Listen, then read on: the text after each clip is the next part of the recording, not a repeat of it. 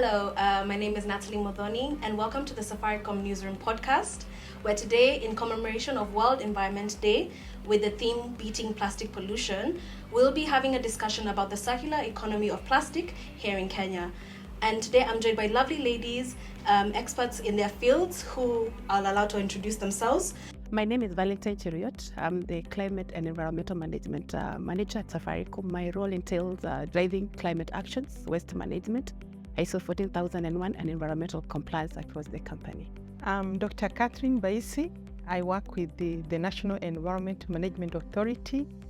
I'm in charge of environmental education, awareness, and training. My name is Jennifer Wong. So I work with Taka Solutions. We're an integrated waste management company where we collect, sort, and we recycle in-house. So ladies, thank you so much for joining me today as we, I think, delve into a very important topic. So I feel like my first question will go to Catherine, because I feel like we need to understand what exactly is the circular economy of plastic. The circular economy is where we design a product in such a way that we can use the product, and when the products reach the end of life, we can actually put them in another value chain where they can be reused again, redesigned and reused such that we don't throw them away as waste, but they become useful for another product or making other products. What are the opportunities we can pinpoint from this circular economy? So maybe, Valentine, you want to tell us? Okay, so one of the economic benefits that we can draw from circular economy is the fact that it gives an opportunity for the informal sector to be integrated in the waste collection. As a result of that, there will be a guarantee that they'll have jobs and a fair wage coming from this project.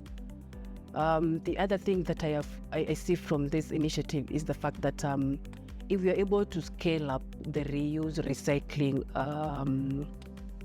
initiatives across the country, there will be an opportunity for jobs to be created.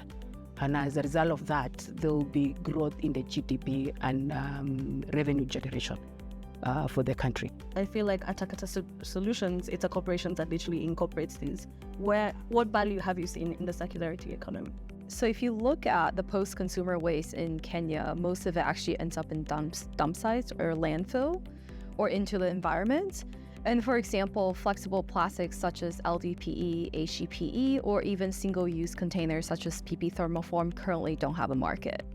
And with our company at Taka Solution, we actually invested in equipment that we're able to recycle flexible plastic, like the bags and the PP thermoform. So which actually indirectly created a lot of jobs for waste picker to actually have an offtake market. The biggest challenge in plastic recycling is because the value may be very low for waste picker, so there's not enough incentive.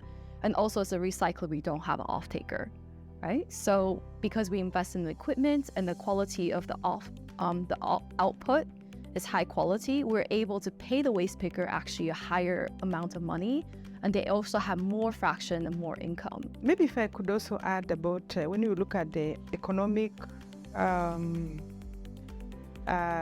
value, if we look at the bigger picture, for example, in Kenya, where we have challenges of managing waste, you realize that where most of this waste is just thrown.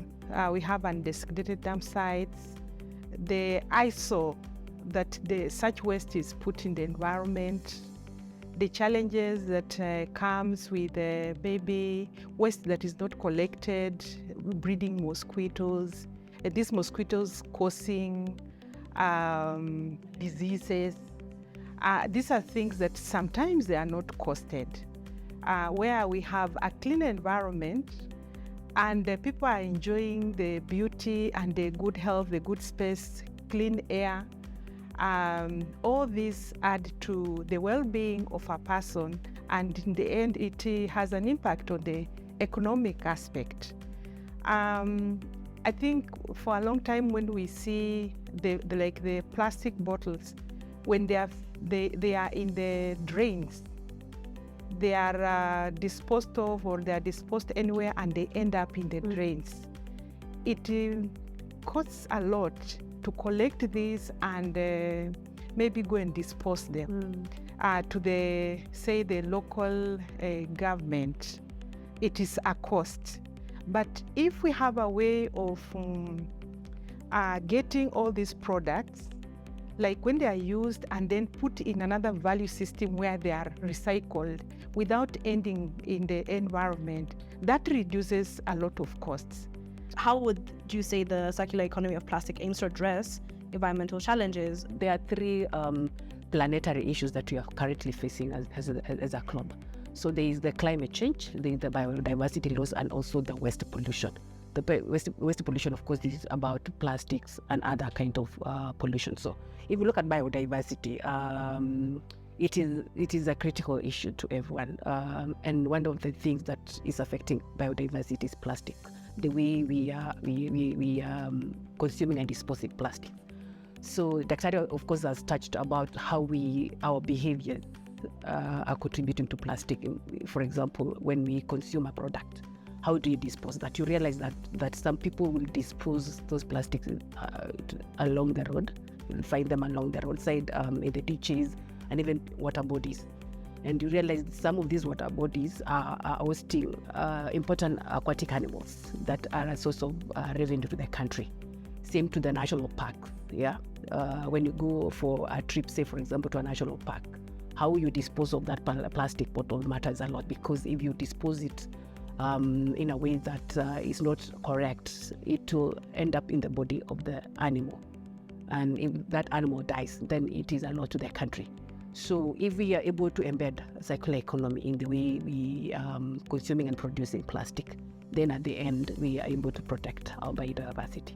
There's something that is not being looked at because we can't see it visibly. I thought it was quite interesting because we're opening a Mombasa office. Is that when plastic goes into the ocean, we often look at the turtles or the fish, we see the pollution on the surface. I think the most scary part, actually, I read was the planktonic organism, the organism that plays an essential role into the ocean carbon cycle. They take the carbon dioxide from the surface and transporting the carbon into the deepest part of the ocean. Typically, their life cycle is being disrupted because they're actually ingesting the plastic.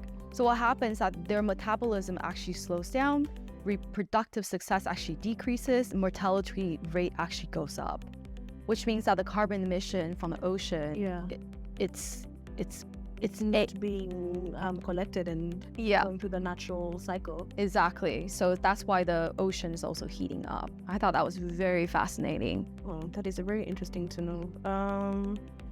Because even the other national holidays like World Oceans Day, so those are things that people need to be thinking about in terms of how they can go hand in hand. Plastic, ocean, saving animals, algae, the whole everything. It comes full circle basically. Yeah. So my next question will be, now I want to throw it back to you, Valentine. Being a leader in Safaricom, especially for environmental initiatives, what role do you believe that corporations can play in promoting and implementing the circular economy? So what are some of the things Safaricom are doing, to be part of this big campaign and this big change? One of the things that we did as Safaricom was to look at some of the sustainable solutions that can replace those problematic plastics in our cafeteria. And what we did was to look at what is being practiced out there, and see if we can implement. And I think it has gone very well. So say, for example, the plastic straws, those ones we said we can do without, But along the way, we realized that people feel comfortable when they are taking juice or soda with straws. So we said, let's introduce something that is environmentally friendly.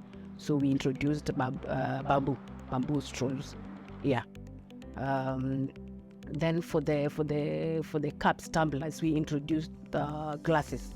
That one you are able to reuse over and over. And as a result of that, you're not generating any kind of waste into the environment. It would be nice also to hear, in terms of policy, Catherine, what are you trying to do in terms to push more corporations to do better and, be a force for change? Thank you, Natalie.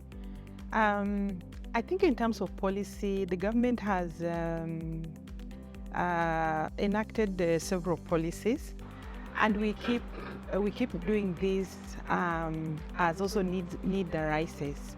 And recently, the government enacted the Sustainable Waste Management Act. And what this act aspires is that every individual, and when I talk about individual here, I also mean even companies or institutions, they should put in place measures to manage their waste. For example, it requires that now all waste will be segregated at source, such that now a company like now, they will have to sort out their waste, if it is plastics, if it is organic waste, so that now you have, remember we talked about the circular economy, such waste can now be taken up by people who are now processing or recycling such waste. So what the regulation has also put in place is to categorize the types of waste. We have plastics, we have electrical and electronic waste, so that we have what we call a producer responsibility organization that are managing specific type of waste. And everybody now, when you sort your waste, you will be able to know where are you going to take this waste. So there are other structures that the law has provided for that act. It has also provided for the establishment of the material recovery facilities. Which will be, we hope that they can be established in every county, such that when you take your waste, like now you've segregated in your home, the truck will also take this waste and they will take to that material recovery facility. And then from there, that waste can now go to different people or different institutions who have been licensed to manage those specific type of waste. But again, as we do that, again, we're also calling upon every other person to relook at their own, like a self-audit, and look at their type of waste to see how they are managing that waste, so that they can change where it is necessary. The idea of the 3 R's or the 7 R's, you are really looking at the type of waste you are generating, and you're asking yourself, do you really need to use this product? For example, if you've been taking bottled water and you are producing so many bottles, you will ask yourself, do you really need these bottles? Or you can use glasses. If you go to the supermarket and you are buying so many packages, or a product is packed in so many packs, you ask yourself, do you really need it? And you can simply say, no, thank you, I don't want this. Or even if you pick it, can it be recycled? And I think we are also working with manufacturers. I think there is a very robust manufacturing sector that they are also coming up with ways of regulating themselves. And one of the things that is really coming up is we are looking at the product design, such the products that we are putting in the market, as much as possible, we put products that can be recycled. And for that to happen, it has to start from design, that this product is designed in such a way that when, for example, if it is you're packing maybe a glass, you are saying that this box that is wrapping, when the glass is removed, this carton box can be reused in a certain way. So we are looking at all those, looking at everybody, seeing how each person can adjust. They can redesign their processes, they can redesign or look at the way they are consuming, and then also look at the way they are disposing of these products. Can I contribute to that? Where I see the regulator play a critical role for me, from where I'm standing, is especially around the informal waste sector. You realize most of these informal sector have not been recognized, and they do a lot of collections of plastics out there. If the regulator could recognize them in terms of registering them so that they can do their business without any fear of being arrested and all that, it will really go a long way in terms of ensuring that we are able to collect all the plastics from the environment and ensure that it's being recycled. Yeah. For sure there is an opportunity for job creation and actually to formalize the kind of work that they do. Yes.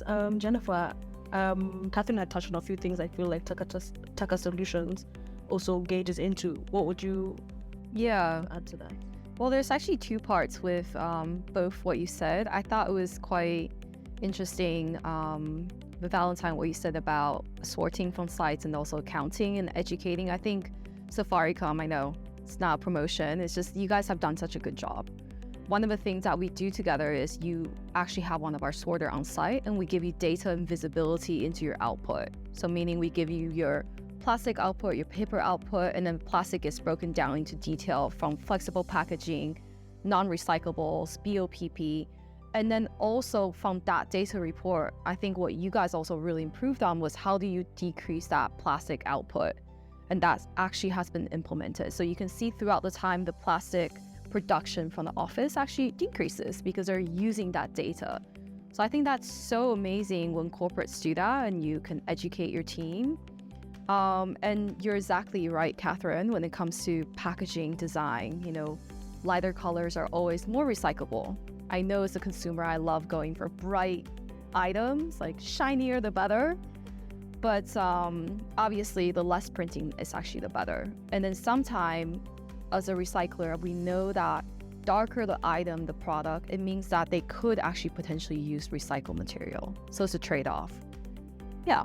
Yeah, and I think one of the things that we've really enjoyed with from Takataka is the fact that being a recycler, they understand what is recyclable, what is not recyclable. So when we started this channel, they were able to tell us, this one we can recycle, this one we cannot recycle, therefore you need to replace. Yeah. So yes, they have a critical role in terms of advising their clients in terms of what can be recycled and what can't be recycled. How can individuals such as ourselves, everyone here, be doing in their daily lives basically to help mitigate plastic pollution? So I'm going to speak from a procurement perspective because I think that's really important. I think the word recycle, like I recycle, is being thrown around very common. So a lot of people say I recycle or my garbage company, we recycle. But I think what is not being further asked as just any buyer is get more detail. What is your waste being recycled actually means? Like Safaricom, you really questioned us saying what happens to this? And we appreciate that because it requires us, the waste management company, to be transparent and say, I can't recycle this. There is no market for this. This is what we will do with this waste. So when someone say that I recycle my waste, actually on average, I think the recycling rate for a collector is about 10 to 20%, if I'm correct.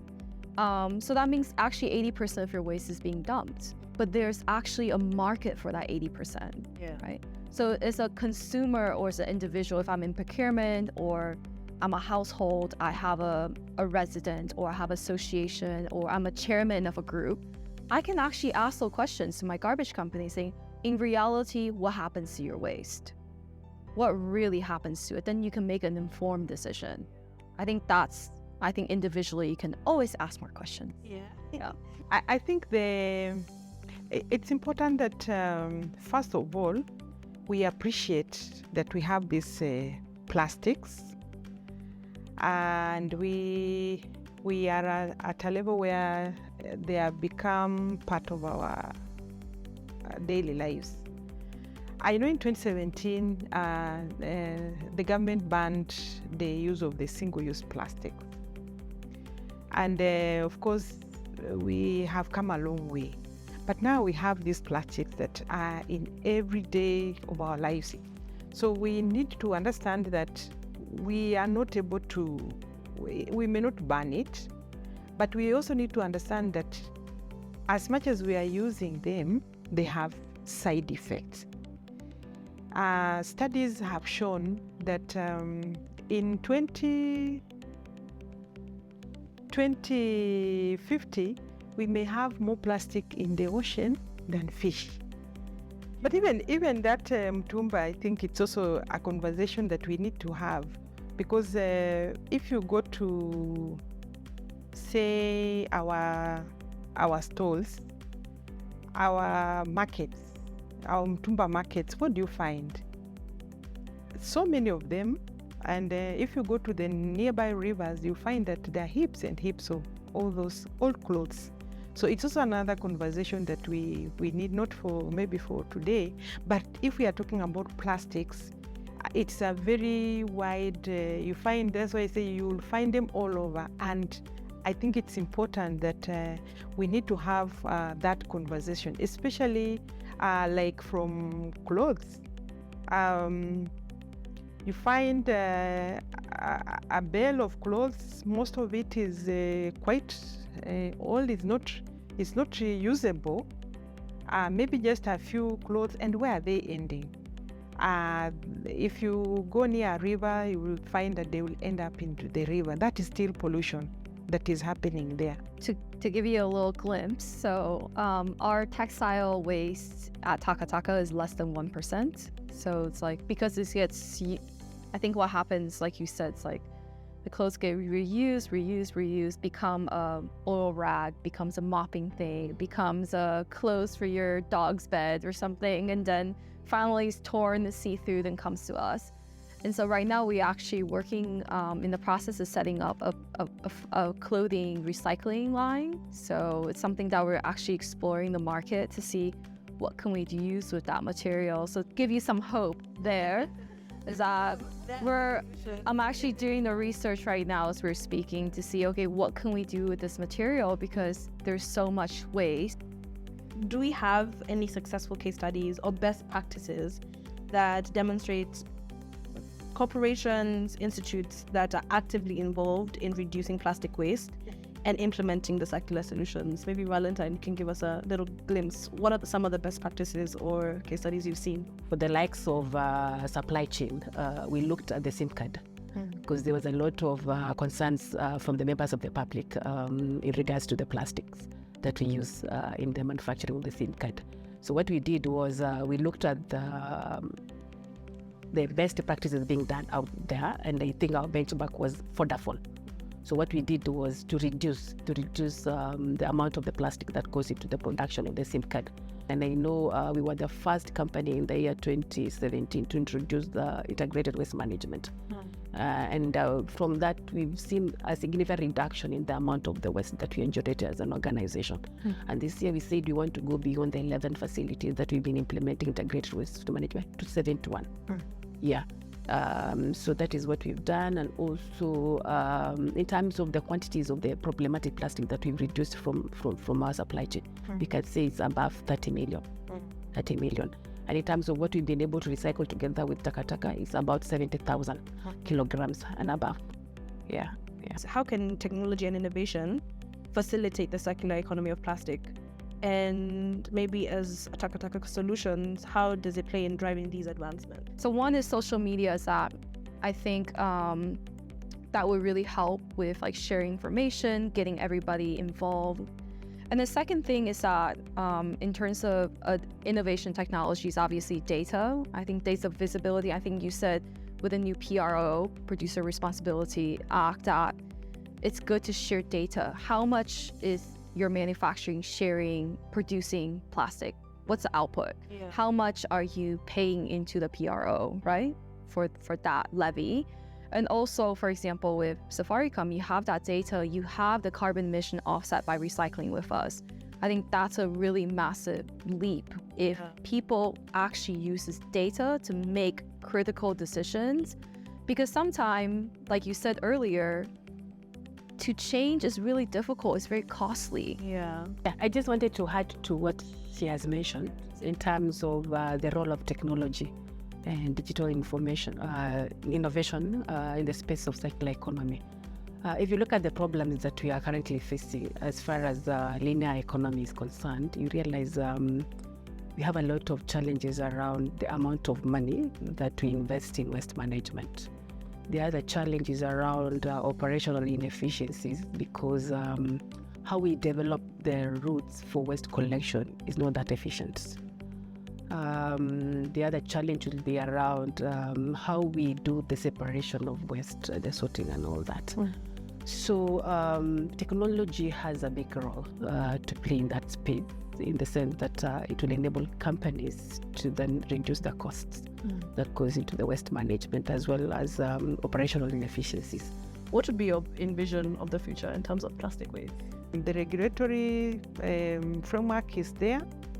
We need to be aware, and we also need to support government in terms of implementing the policies that have been put in place there for our own good to stop pollution that is affecting ourselves. I think plastic will never be gone. It's part of our life. It's just like food and packaging. Obviously, it would be ideally, which I think is a bit unrealistic on my end, is that all plastic can be recycled, but there's challenges with shelf life and things like that. But I think it's just, ideally, my envision is like private-public partnership, right? And then I think that's the biggest thing. And I love that today's podcast, we have private, public, sectors working together and having this conversation. Yeah. It's true. It's important we continue to talk about this. So people are aware, because that is one of my biggest things. More people to understand what plastic waste is, what the circular economy is, and what as individuals, as institutions, as everyone can do to beat plastic pollution. So ladies, I want to thank you so much for being on this episode of the Safaricom Newsroom podcast. Hope you come again. And I just want to encourage people to keep talking about this. It's important to account for it in everyday life. So this has been the Safaricom Newsroom podcast for World Environment Day. And yes, let's continue to discuss. Let's continue to do better in everything that we do. And thank you.